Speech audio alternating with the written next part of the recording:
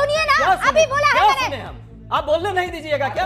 हमें 40 सेकंड का समय दीजिए, हम क्वेश्चन भाजपा से पूछना चाह रहे हैं। आप क्यों परेशान हो रहे हैं? रूबिका जी, इनको एक मिनट तो हम भी खड़े हो जाएंगे। दीजिए इनको पूरी तरह ऐसे नहीं होगा। नहीं, नहीं, ऐसे नहीं, आप मेरी अपने बात सीट सुनिए, पर मेरी बैठिए। बात सुनिए, ऐसे नहीं, ये पीआर स्टैंड प्रधानमंत्री कर रहे हैं और आप यहाँ सर सुनिए, बदतमीजी नहीं, आप बदतमीजी कर रहे हैं, आप बदतमीजी कर रहे हैं। हेलो दोस्तों, तो स्वागत है आज के हमारे डिबेट शो में। तो देखिए, रूबिका लियाकत और अजय उपाध्याय के बीच जोरदार बहसबाजी हुई, जिस पर दोनों पक्षों में हुई। तो देखिए, रूबिका लियाकत को अजय उपाध्याय ने काफ़ी बुरी तरह से धोया। इस वीडियो को आप लोग देखिए, इस डिबेट शो में काफ़ी मज़ा आने वाला है इस वीडियो को देखकर। तो आप इस वीडियो को स्किप नहीं कीजिएगा। और देखिए, पुलवामा हमला जब हुआ था कश्मीर में, जो हमारे टूरिस्ट में जितने भी लोग गए थे, जिन्होंने चुन चुन कर जिन लोगों को मारा गया था, उस पर क्या बातें हो रही हैं। हमारे प्रधानमंत्री नरेंद्र मोदी को रूबिका लियाकत जी ने क्या बोल रहे हैं, उसके बीच क्या क्या बातें हो रही है, इस वीडियो में आपको पूरी जानकारी मिलेगी। तो इस वीडियो के अंत तक आप पूरा बने रहें और इस वीडियो को आप देखें। इस तरह प्रधानमंत्री ने एक बार फिर फिल्मों जैसे खोखले डायलॉग्स का सहारा लिया है। उससे कहीं ज्यादा जरूरी है वो उन गंभीर सवालों का जवाब दे जो देश उनसे पूछ रहा है। ठीक है, आपको लगता है ये खोखले डायलॉग्स थे? अभी बता है भाई। देश सवाल जो है एकदम सीधा सवाल है और वही सवाल आज भी है और वही पूछा जा रहा है। हाँ। रूबिका जी भी पूछ रही हैं, मुझे लगता है रूबिका जी को भी इस बात का दर्द है कि पहलगाम में जो घटना हुई, आतंकवादी घटना, और वो आतंकवादी 4 अभी भी पकड़े नहीं गए, भाग गए।